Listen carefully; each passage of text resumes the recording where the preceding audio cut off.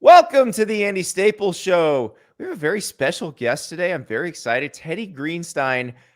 We used to work together on a Big Ten Network show in 2011.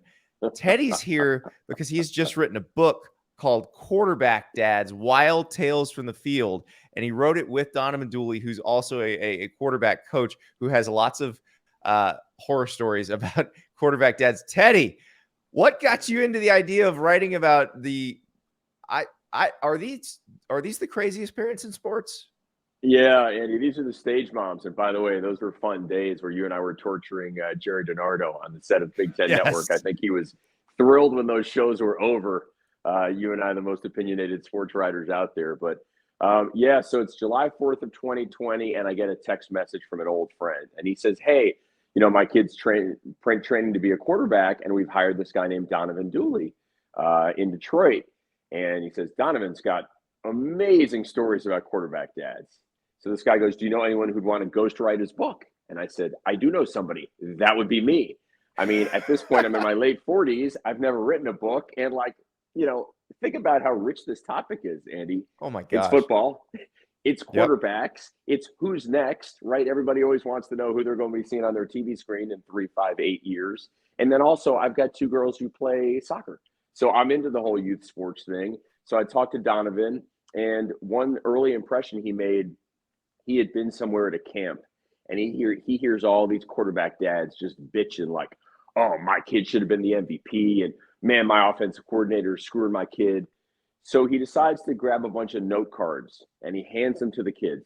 And he says, guys, write something on there that you wish you could tell your parent, but it's going to be anonymous. And these kids are writing stuff like, my arm is killing me, or Mom, before you came along, I had a chance to start. So he felt compelled to find a writer who was going to get the word out there that dads need to chill out. Well, and you talk to a lot of dads, some who are chill and some who are not so chill. You talked to Carl Williams, who's Caleb's dad, Brock Vandagriff's dad. Brock is the quarterback at Georgia right now. You talk to Kurt Warner, who is a quarterback dad / quarterback coach. The most interesting quarterback dad you interviewed for this book, and as I'm reading the book, because there's a quarterback dad who hovers over all other quarterback dads, and he shows up a lot in the book, and that's Marv Marinovich. If folks who don't know, Marv Marinovich was a former USC player turned strength coach who basically tried to make his son Todd a lab rat and wouldn't feed him sugar, wouldn't basically controlled every aspect of his upbringing to create the perfect quarterback. He did create a USC quarterback who got drafted, who then washed out of the NFL because of drugs. But Todd Marinovich is a quarterback dad now. And you talked to him about this. Yeah. So our buddy Michael Rosenberg gets an assist for this one. So Andy, when I conceived of the book, my first 2 targets were Todd Marinovich and Archie Manning, because I felt like then I'd have both spectrums covered, both ends of it. So with Todd, it was as hard to reach him as you would expect to reach Todd Marinovich. It was text message, missed phone call, text, missed phone call, maybe get a text back, can't set it up. Finally, I do get him on the phone. I got about an hour with him, and then he goes, hey, man, my phone's on 1%. I'll call you back. I said, great. Never heard from him again. But in that hour, learned a lot of interesting stuff about his upbringing. Yeah, he was turned into a science project. His dad determined that Todd was going to be a quarterback. And in his crib, he's stretching Todd's legs, and he's having him teethe on kidney. And Todd's the kid who's, when he's going to birthday parties, has to bring his own cake. I know that was not you. You're going to eat the cake that's being served. Absolutely. So the crazy part about Todd now is he has a son named Barron. Todd would like Barron to be a golfer, or maybe a tennis player, or maybe a bocce player, or anything but football. And of course, Barron wants to play football. He wants to play quarterback. And if you're Todd, you're totally conflicted, because obviously Todd can teach him the position and get him prepared, so where he's not going to really be hurt, right? So where he knows where he's going before the snap. But Todd doesn't want his kid to really play quarterback. So what do you do? It's amazing, and he's trying his best. And you talk it. It's interesting, the spectrum. Like, the more accomplished the dad is in sports, the less interested he is in being the helicopter. Like Pep Hamilton, you mentioned, who is the offensive coordinator of the Houston Texans, has a son now who's a quarterback. And his thing is, I've hired this quarterback coach. Yes. You do it. I'm going to leave you alone. Yeah. And Pep Hamilton, he was good enough to train Andrew Luck. He knows more about quarterback play than 99.9999% of society, but he has a job. So he realizes, like, I'm not going to be my kid's quarterback coach. I'm going to help him, but he's using Steve Wilson and Donovan Dooley and, overseeing the project. But, he's an example of a great quarterback dad. Andy, as you saw, we have 15 types of quarterback dads listed, 12 bad, 3 good. The 3 good include the coach dad, and that is Pep Hamilton, because he goes to the workouts and observes. He doesn't jump in there. He's not on the field filming every single rep. So, those are the quarterbacks that are going to be more successful. That I did love. I think it's chapter 3 where you break down the types of quarterback dads, and it is spectacular because it's a pretty exhaustive list. And I know Donovan helped kind of get that started and get them codified, but the bragging dad, the wee dad's my favorite. I've dealt with a lot of wee dads. We threw for 400 yards. No, we did not. We're looking at SEC schools, and if we don't start as a sophomore, we're probably going to portal. And it really is like the correlation between these guys and the pageant moms, what was the show that the little girls in the pageants that was on TV years ago? Every time I go to my living room, Dance Moms is on, and I just want to be like, how many flipping seasons are there of Dance Moms? It's taken over my television. But it's the same concept, and it's the same parents. There's a parental obsession with your child. Maybe you have more money than sense in a lot of cases. It is interesting to me that quarterback football is interesting because, unlike a lot of youth sports, you don't have to be rich to play football, to get a scholarship for playing football. You got to be pretty well off in baseball, volleyball, softball, soccer, because you're paying for all the travel ball and all that growing up as the kid grows up. In football, if you're a cornerback, like, you don't have to spend a dime. But if you're a quarterback, you are putting in for. So Teddy, you mentioned there's a QB coach you mentioned in your book named Will Hewlett. And I was talking to him a few months ago, and he was explaining to me that he once had a call out of the blue from a guy who said, I would like you to train my son. And Will, I think at the time, was in Florida. And Will said, oh, great. That's great. Where are you guys? Thinking that it was somebody nearby. And said, oh, we're in California. Don't worry. We've got a jet. We'll send the kid to you.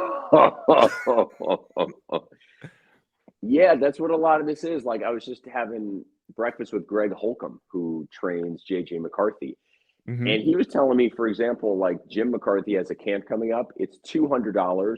Oh, no, I'm sorry, not his camp. A different camp. It's $200 for the quarterbacks. It's $50 for the cornerbacks and wide receivers because they need those guys there because, to run routes and defend and all that stuff. And that's just accepted. I think that's symbolic of it. Like, we have a dad in here, Adam Archer. His son is Kane, who's, kind of on the Arkansas border, and he's already been offered by a bunch of schools. And indeed, his quarterback coach is in California. And he says, I'm willing to go broke to make sure my kid has everything he can. And a lot of it, too, is like the dads who weren't as successful playing, who think, hey, maybe if my dad had been a little more committed, I would have been in the NFL. Those are the ones who are going to spend and spend and spend. And they look at it as an investment. There's so much Uncle Rico going on here. Like, so much. I could throw a football over the mountains if coach had just put me in. We would have won state. That's another type of quarterback dad, right? Yes, okay. That's the one who exactly. I forget the name of it, but it's the one who swears he would have been an All-American if he hadn't blown out his knee. You mentioned J.J. McCarthy, who's at Michigan now. He was splitting time with Cade McNamara last year. Yep. Hockey background was very interesting to me. This is a theme that goes through your book, and I'm assuming this is something that Donovan really wanted to make sure got out there. I know this is something that every college coach wants every player to know.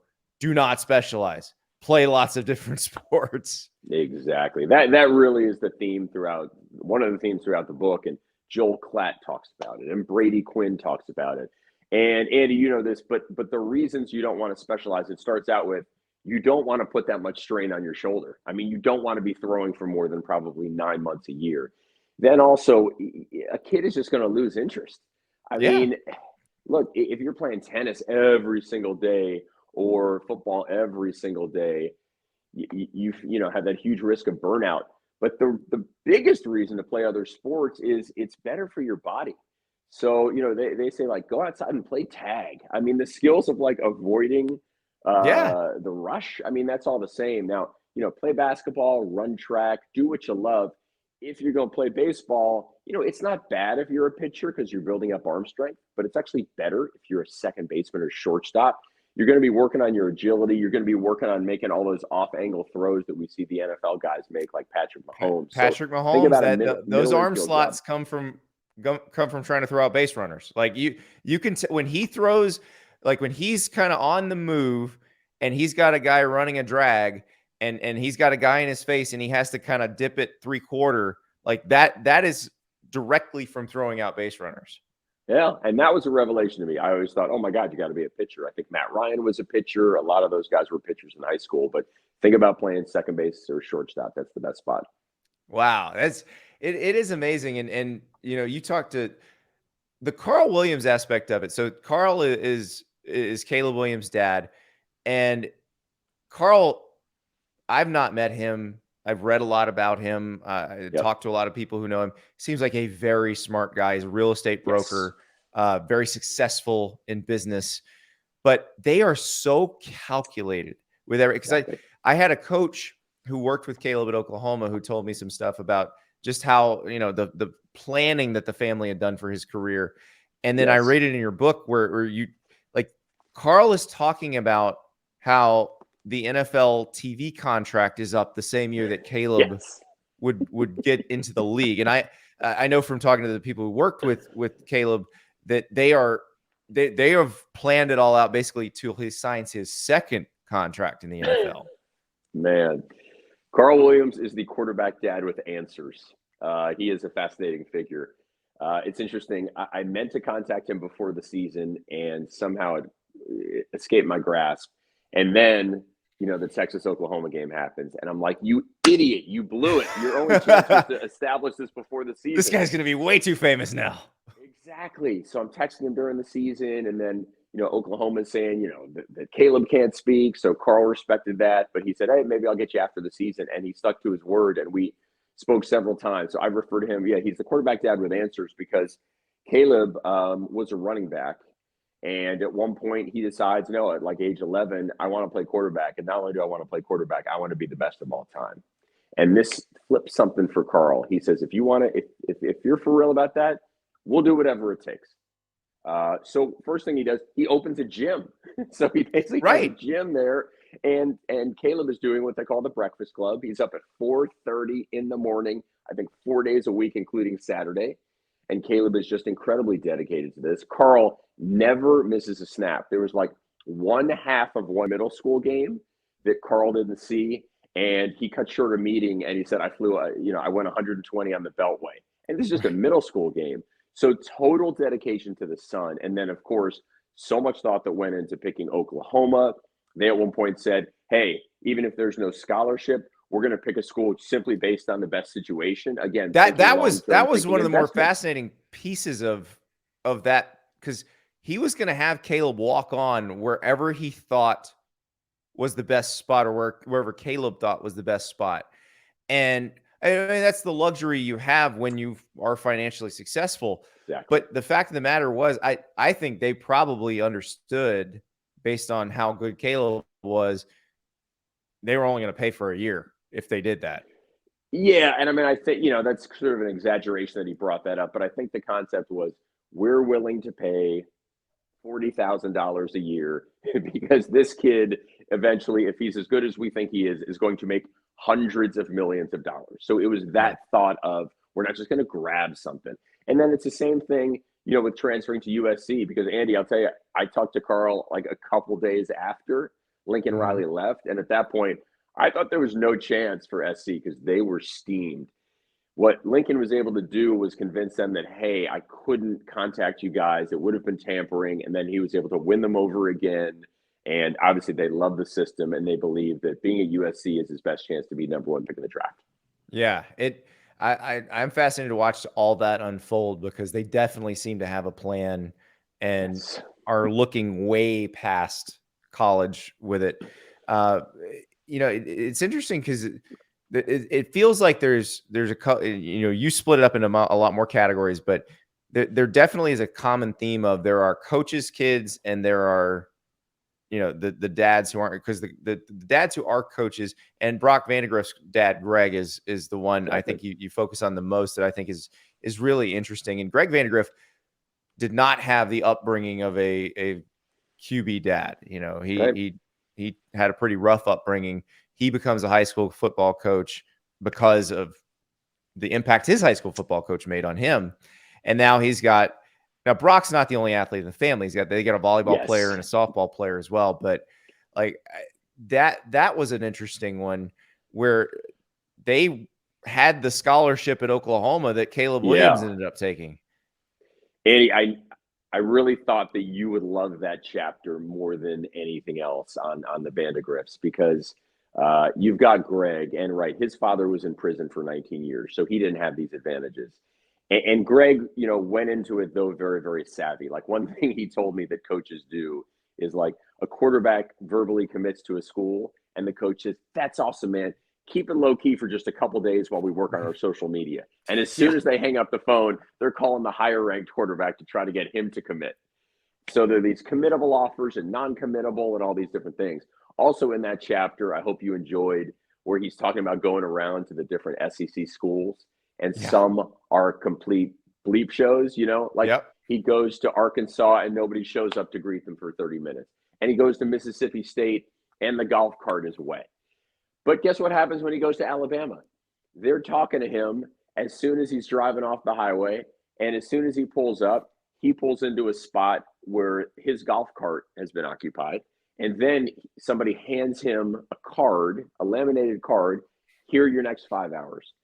And then, of course, the Nick Saban visit is an interesting one, too. So Greg is one of these guys. He really knows this stuff. There's a lot of knowledge and little pearls in that chapter. Would you expect anything less from Nick Saban, though? I started laughing out loud when I read in the book that Alabama instructs you to call when you get off on McFarland from I-59-20. Like really? Like, and then they guide you in.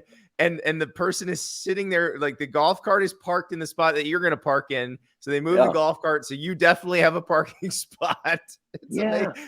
But isn't it so instructive that, like, on the one hand, I'm sure coaches at those other schools make excuses like, well, they're Alabama. They're going to get all the players. They send everybody to the NFL, blah, blah, blah. Well, guess what? If you're Arkansas or Mississippi State, get your stuff right. I mean, nobody's stopping you from organizing stuff better and doing a laminated card and doing everything you possibly can to impress a player like Brock Vandagriff, right? Right. I thought that was so interesting. You don't have to be Nick Saban to do. Everybody can do them. It's just Nick Saban does all the little details right, which is why he's Nick Saban and you're not. That's right. That's why he gets the players, and then he gets more players, and he's never satisfied. So every part of that visit is perfect. You feel like you are in the hands of somebody who is going to maximize your talent while you're there.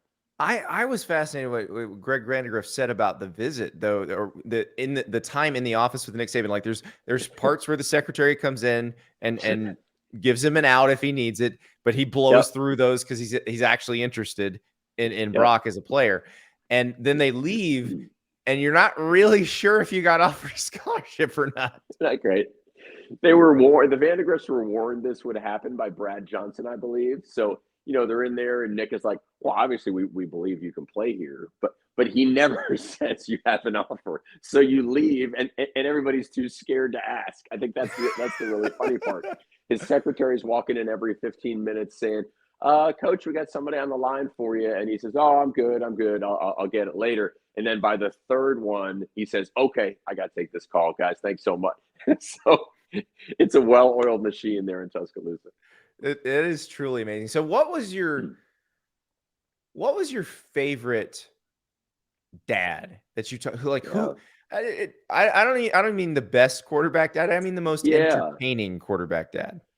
I mean, so in our area here is Trey Taylor and his dad, Mhm. JR. JR was a very successful college player, but at the FCS level, scored 40 something touchdowns at Eastern Illinois. And he's funny. Like, Played on the with one hand, Romo, right? yeah, absolutely. Played with Romo. And on the one hand, he's an obsessive quarterback dad. And on the other hand, like, he's able to joke that when his wife Hillary was pregnant and had to go to the hospital, he was like, "Hey, I'm drafting my fantasy team. You know, can I drop you off, or do I need to go inside with you?" And he's a really interesting cat. Like, on the one hand, it's too much. My first reporting of the book, Andy, was I was at a 7-on-7 workout, and there's a drone flying overhead, and I said, Yeah. "Oh, what's with the drone?" He said, "Oh, well, there's a camera attached to it, and we're accumulating film for an Instagram highlights package," as if that was like a normal thing for just a workout. So there's a lot of that. There's a lot of involvement. There's a lot of hiring and firing of quarterback trainers. Oh But boy. the result is you've got this kid in Trey Taylor who is polished, who's like a mini Patrick Mahomes, who's smart, respectful, funny. He's already been offered by the University of Maryland, and he's in the 7th grade. Yeah, I was So gonna say it's he was hard to born say in it's not working. 2008. He doesn't graduate high school until 2027. He holds a Big Ten offer, and he's going to get more this summer. That is amazing. And the quotes from Trey are hilarious because Trey sounds like a 40-year-old,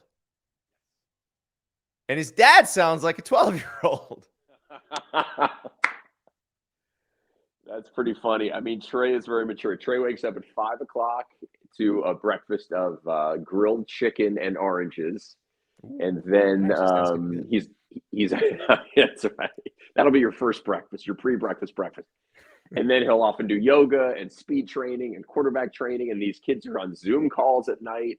I mean, you just can't believe how immersive it is now, Andy. It is incredible. And the other interesting fact, and this has been reported, I somehow missed this. DJ Uiagalelei has blocked his dad Dave on social media, and I follow Big Dave Uiagalelei Yes. on social media, so Yes. I understand It's a why lot. DJ would block him. But that's an interesting situation, Teddy, because you talked to him as that was going on as you were reporting out the book.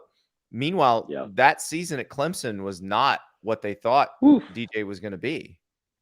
Yeah. I mean, I talked to him fortunately before last fall when Big Dave was in Big Dave mode, and he's just obsessive. I mean, he really is. He thinks he's being helpful. Perhaps he is. I mean, look what he's done for DJ, and they have another son, Mateo, who's a Mateo, yeah. 5-star linebacker, I believe.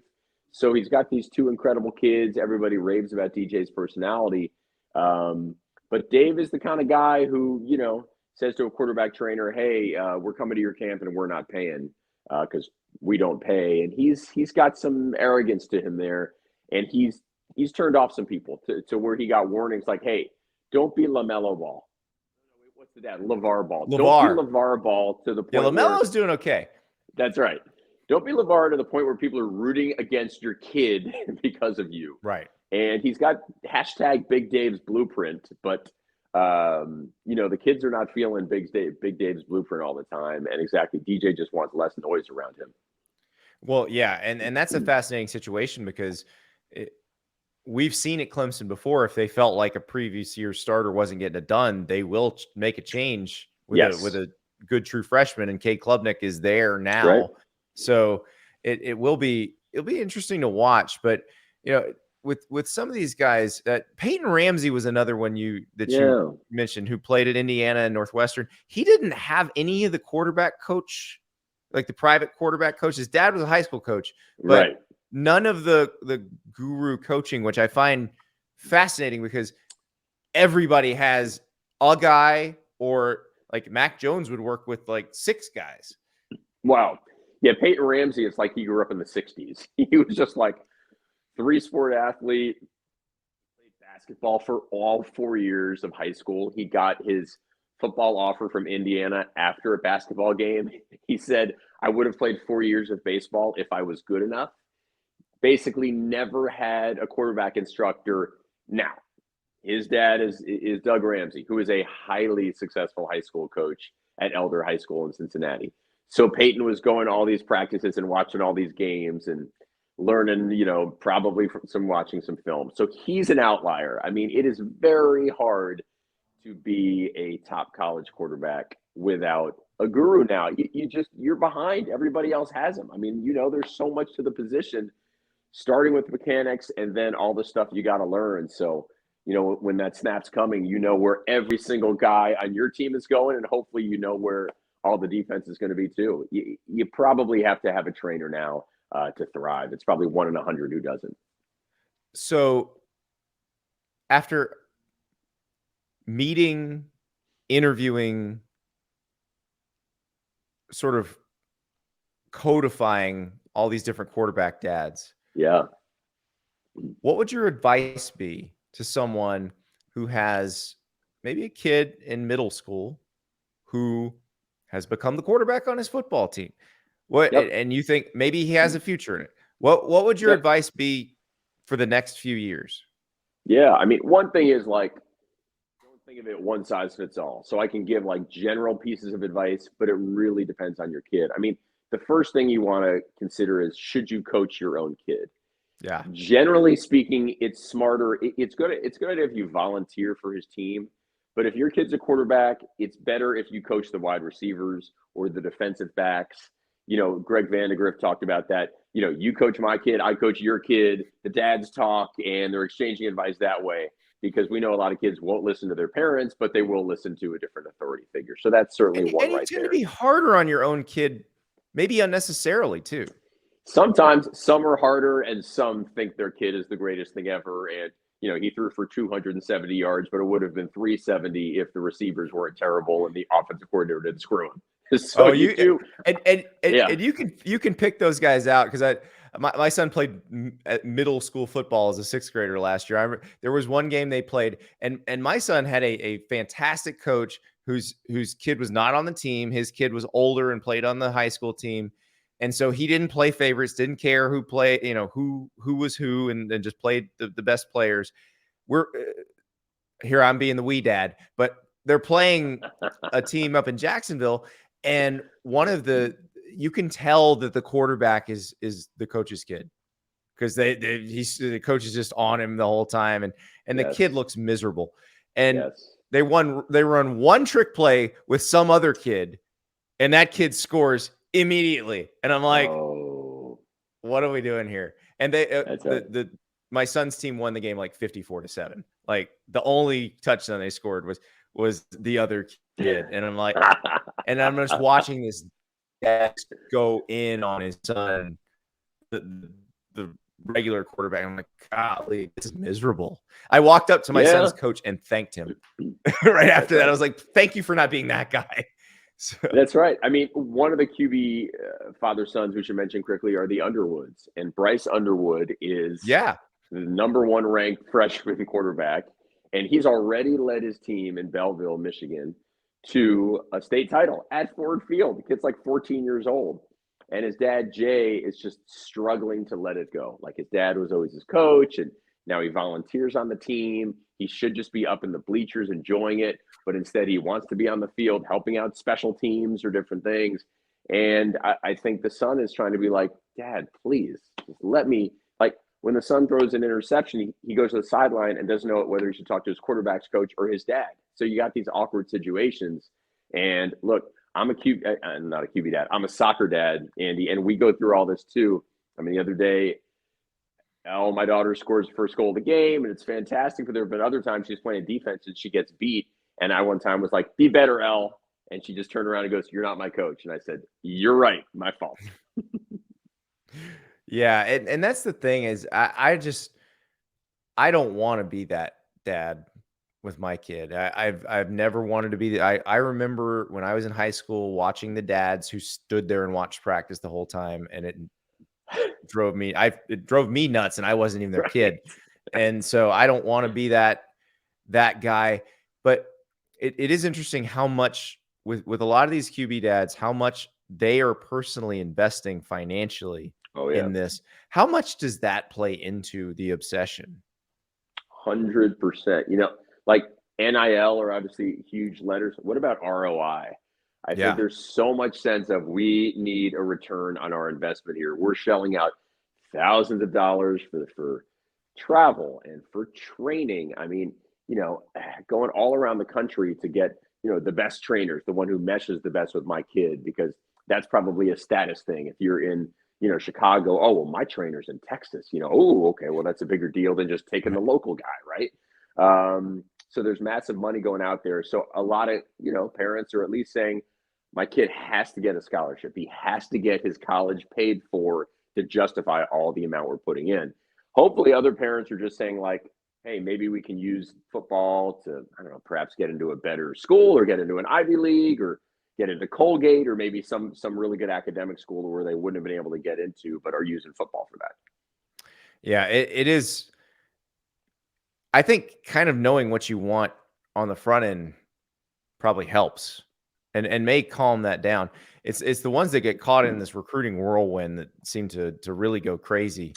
And Yeah. that's because there are some points where I was reading your book and I just felt bad for the kids. Like, Absolutely. I feel like I want to go up to them and go, okay, go play video games with your friends. Yeah. Just Yes. stop worrying Yeah. about this for 2 minutes. Well, it's like Sam Johnson and DeJuan Mathis, a little bit of Joe Milton. I mean, you've got guys who've just been at like all these different schools, and they can't really find a spot where they're comfortable. And now, of course, the minute something goes wrong, oh, I gotta transfer. You gotta start at a new place because this place is bad for me. But Andy, when you say that about the video games, it just reminds me of Archie Manning because Peyton was so ridiculously intense. I mean, he was obsessed with football when he was like 11 or 12 years old. I mean, two quick ones. Like, his school was supposed to have tackle football starting like the 7th grade. And then when Peyton's in the 5th grade, the school announces we're not going to have tackle football till the 8th grade. So Archie turns to Olivia and says, "You don't think Peyton's going to burn down the school, do you?" And Peyton's the kid who's going to little league games, who's you got to take extra infield practice and you got to take extra BP. And Archie's like, "Would you calm down? Some kids just want to show up." So it's just most kids you're motivating more, and with Peyton, he was actually holding him back. Yeah, and that's the thing. You got to know your kid too, because a lot of times I think some of this seems obsessive on the dad's part when really they're just kind of doing what the kid wants. And that talking to Mac Jones's parents, that was an interesting one because it was him who pushed them into all that stuff. And because they, his dad had played tennis in college, so did his mom. They were, they understood athletics. They were very driven people. Both were attorneys, but their thing was, we are not going to invest to do this unless it is something that the child is very serious about. They have to be the one to be the proactive one and push us into it. And then we'll give them whatever they need, but they have to show that that's what they want.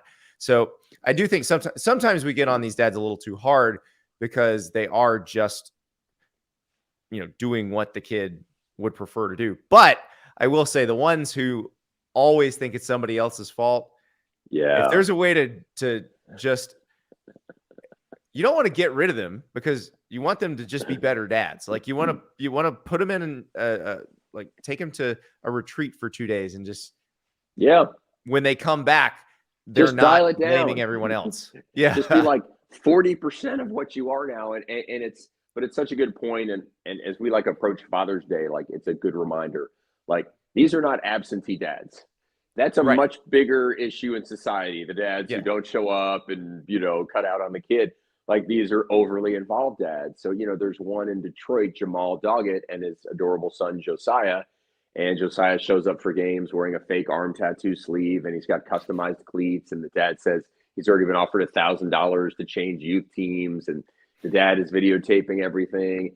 But guess what? The dad is working the overnight shift at the Ford plant. So he can wake up with Josiah and take him to speed and quarterback training in the afternoon. So it's they're too much, but you still salute them because it's better than being uninvolved. Exactly. So speaking of Father's Day, this is a great gift for Father's Day. If folks want to buy the Quarterback Dads, where would they find it? Well, it's amazing that you asked that question. I appreciate that very much. I think the website is somewhere here. So it's qbdads.com is really the best way because we've got a lot of information on there and we've got merch. And I probably should be wearing my Quarterback Dad's quarter zip right now, which I think is devilishly handsome. And we've got hats and we've got T-shirts, both for kids and adults. So really good merch. And like, go ahead and do it now. You know, we're all going to be in a spot like 4 days before Father's Day where we're like, shoot, what am I getting my dad? So this is the place to do it. You can also get it on Amazon, but it's better if you do it on the website. Well, if you are a college football fan, you will be fascinated by this because there's a lot of people that you remember, and there's some people that you're going to meet who I think we're probably going to be well acquainted with over the next few years. And I told Teddy when he called about this project, I said, you got a franchise on your hands because now I'm ready for softball dads. Yes. I'm ready for soccer dads. Teddy. I mean, call Pat 40 now because you're going to have to interview him first. Swimming dads. Swim dads is going to be crazy. Dads. Swim dads is going to make this look like nothing. He could write 300 pages off the top of his head. I will share with you this. You know, we were talking about football moms. That was your idea, which I love. Donovan was in town and he shows me a text message. He says, read this. It says like, hey coach, you need to talk to my high school coach because my kid needs some more stats. He goes, this is from a mom. So they are becoming as crazy and intense. Listen, mama wants numbers too. Mama needs touchdowns. She needs yards. She needs lots of attempts. The best, I think this was a Donovan story that was in the book. Or it was a quarterback coach of some kind calls a dad who had left taken his kid out of a high school and put him in a different high school and calls and says, how's it going? And the dad's like, oh, it's great. They're losing every game, but he's throwing every play. Yeah, there's a real conversation. Yeah, hey, Dad, how's the game going? Great. Oh, really? You guys are winning? Oh, no, we're getting killed. But he's throwing on every play. It's like, what is wrong with you people? Seriously. I mean, don't lose sight of it. I think that might have come from, I think that was a Phil Simms. Oh, that's right. It was Phil Simms in the book, which, by the way, very unusual as a quarterback dad. Phil Simms saying if he had to do it all over again, he would control the recruitment and college selection because Chris Simms had such a crappy experience. I think Major Applewhite would appreciate that too. So. It would have been better for all. Wow, Teddy, thank you so much. This is awesome. I'm telling you guys, qbdads.com.